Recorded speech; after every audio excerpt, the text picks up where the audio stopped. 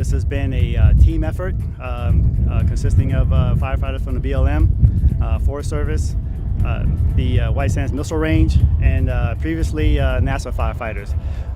This has been a very safe incident as far as firefighter safety.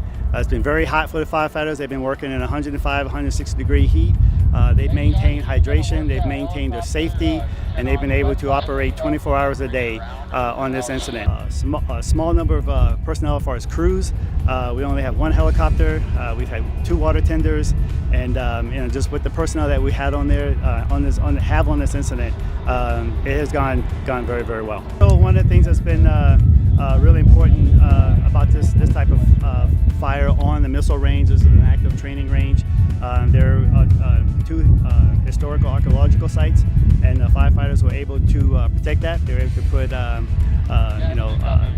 line around that to protect those structures, and they've also been able to protect one of the facilities that's important to this range, and so they did very, very good hard work in protecting that.